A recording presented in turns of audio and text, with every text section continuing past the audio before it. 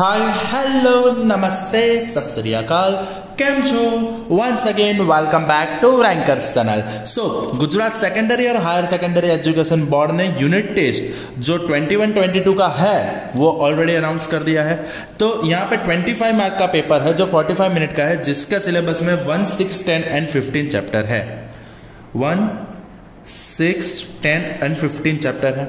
तो यहाँ पे मैं यूनिट टेस्ट का क्विक सॉल्यूशन बना रहा हूं, तो ध्यान रखिएगा। और इजी क्वेश्चंस दिए गए हैं। हाँ, एक और दो क्वेश्चन ऐसे भी है जो ट्विस्टेड है, जिसको सॉल्व करने में मजा भी आएगा। सो यहाँ पे सेक्शन ए है, टोटल 4 मार्क के 4 एमसीक्यू दिए गए हैं। Which of the following is not physical change, यानी जिसको हम रिवर्स नहीं कर सकते। Boiling of water to give water vapour, water vapour को ठंडा करके वापस हम वाटर बना सकेंगे, तो ये फिजिकल चेंज है। Melting of ice physical change है। Dissolution of salt physical change है। इवेपोरेशन से उसको वापस रिमूव कर सकते हैं। So option B combustion of LPG will be the chemical change, क्योंकि उसको हम वापस एलपीजी नहीं बना पाएंगे। Quick lime is used to white wash the salt. Okay, which of the following chemical formula of quick lime? Quick lime है calcium oxide CaO। The refractive index of any medium is always greater than 1। Index जो होता है वो always greater than 1 होता है। विच of the following group contains only non biodegradable things? Okay, stick, paper, leather. Paper है biodegradable है, so option 1 गलत है। पॉलीथीन, सैनिटाइजर, पीवीसी तीनों नॉन बायोडिग्रेडेबल है, तो ऑप्शन 2 तो सही है। प्लास्टिक, सैनिटाइजर, ग्रास जो है वो बायोडिग्रेडेबल है, तो यहाँ पे ये बायोडिग्रेडेबल है, तो ये ऑप्शन में निकल जाएगा। प्लास्टिक, बैकेलाइट, डीडीटी, हाँ ये तीनों नॉन बायोडिग्रेडेबल है, तो ऑप्शन आएगा 2 और 4 वाला, यानी कि हमारा ऑप्शन डी। सो ये बन गया सेक्शन ए का सॉल्यूशन। चलो सेक्शन बी पे आगे बढ़ते हैं। ये क्वेश्चन काफी सही और बढ़िया बनाया है। मैग्नीशियम रिबन, जिसको हम बोलते हैं magnesium in the form of solid, is burned in the air. O2 के साथ उसको रिएक्ट किया तो वो व्हाइट कंपाउंड बनाता है X, accompanied by emission of light. White dazzling light होती है। So if the burning of ribbon is now placed in the atmosphere, अब ये जो रिबन बर्न हो रहा है उसको एटमोस्फियर ऑफ नाइट्रोजन में डाल दिया तो वो Y बनाता है। Right the chemical formula of X and Y। चलो सबसे पहले सोच लो कि अगर मैग्नीशियम रिबन को ऑक्सीजन के साथ बंद करते हैं तो हमें मिलता है मैग्नीशियम ऑक्साइड। क्या मिलेगा? Magnesium oxide. सो हमारा X कंपोनेंट बन जाएगा MgO।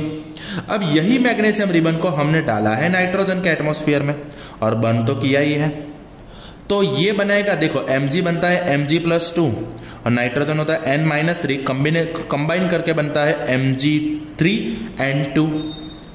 Mg3N2, यहाँ पे N2N2 बैलेंस है, यहाँ पे 3 बैलेंस कर दो तो ये बन गया Y कंपोनेंट। सो X कंपोनेंट बनेगा MgO magnesium oxide, Y component बनेगा Mg3N2 मैग्नीशियम नाइट्राइड। ठीक है, और एक्सप्लेन करने की जरूरत क्यों है? क्योंकि ये बोर्ड में भी आ सकते हैं, यूनिट टेस्ट के पेपर से। ओके, सो इसलिए मैं हर एक चीज को एक्सप्लेन करना चाहता हूं। Okay, right a balance chemical equation when X is dissolved. X कौन है? MgO। जब MgO को हम पानी में डिसॉल्व करते हैं तो क्या बनता है? सो MgO plus H2O gives, X है MgO, पानी में डाला बन जाएगा MgOH2। मेटल ऑक्साइड को पानी में डालते हैं, मेटल हाइड्रोक्साइड बनता है। यहाँ पे एक magnesium, 2 oxygen, 2 hydrogen, equation balance है, तो ये बन गया हमारा ऑप्शन बी का आंसर। आगे बढ़ते हैं। What is refraction? Refraction is the phenomena of bending of light ray due to change of medium. Change of medium, तो मीडियम की वजह से जो भी चेंज होता है, जो भी लाइट रे बेंड होता है, तो बेंडिंग फिनोमेना, जो बेंडिंग फिनोमेना है उसको हम बोलते हैं refraction. Write the laws of refraction. तो सबसे पहले रिफ्रैक्शन ये इस तरह से होता है। सो ये हो गया नॉर्मल, ये हो गया इंसिडेंट रे, ये हो गया रिफ्रैक्टेड रे, और ये जो बनता है हमारा incident angle θi, refracted angle θr। Okay, so सबसे पहला लॉ ऐसा होता है लॉज ऑफ रिफ्लेक्शन में, ये आपको डायग्राम भी ड्रॉ करना है जैसे कि मैंने आपको ऑलरेडी बोला हुआ है लेक्चर में। So incident ray, refracted ray and normal drawn to the point of incidence, normal drawn to the point of incidence separating two mediums are always lies in the same plane. यानी कि हमारा incident ray, refracted रे और normal तीनों एक ही plane में रहता है। चलो ये बन गया हमारा पहला। दूसरा, the ratio of sine angle of incident ray to the sine ratio of refracted ray is always constant, जिसको हम स्नेल लॉ भी बोलते हैं। सो ये वाला क्वेश्चन तो डायरेक्टली हम लिख सकते हैं, इजी है। How can you help in reducing the problem of waste disposal? अब ये तो आसान सा क्वेश्चन है, इसको ज्यादा सॉल्यूशन की जरूरत नहीं है। Give any 2 methods. Waste disposal को किस तरह से हम सॉल्व कर सकते हैं? सबसे पहले सॉलिड वेस्ट और लिक्विड वेस्ट को अलग कर दो, बायोडिग्रेडेबल नॉन बायोडिग्रेडेबल वेस्ट को अलग कर दो। जो बायोडिग्रेडेबल वेस्ट है उसको घर के पीछे कहीं खड्डा रख दो और उसके अंदर सब बायोडिग्रेडेबल को साथ में रख दो ताकि वो फर्टिलाइजर मैन्योर बन जाता है। ठीक है। Describe the types of waste on the basis of degradation, biodegradable non biodegradable. The waste which can be degraded through biological activities is biodegradable, and waste which cannot be degraded by the use of biological activities are non-biodegradable। आसान सी चीज है, चलो पीछे आते हैं। What is combination reaction? Combination reaction क्या होता है? When two or more reactant combine to form a new product। जब एक या दो से ज्यादा रिएक्टेंट कंबाइन होके एक ही प्रोडक्ट बनाता है तो उसको बोलते हैं हम कॉम्बिनेशन रिएक्शन। क्या बोलेंगे? Combination reaction. समझ गए? ओके, 3 मार्क है। ओके, सो ये 1 मार्क डेफिनेशन क्या होगा? Explain with the help of chemical reaction. हमें 2, चलो सबसे पहले when call is burned in oxygen, when call is burned in oxygen it produces carbon dioxide gas, it produces carbon dioxide gas which is the example of combination reaction. Easy one. When lime is soaked in water, जब lime को पानी में भिगोते हैं, it produces calcium hydroxide and lots of it, it's a exothermic process and साथ में ये combination भी है। It's a combination reaction. पानी की बनावट, when hydrogen gas react with the oxygen gas it produces H2O liquid. 3 example, साथ में थोड़े वर्ड्स भी लिख दो। फिजिकल स्टेट तो मैंने ऑलरेडी दे दिया है, इजी, तो ये बन जाएगा। What is the power of lens?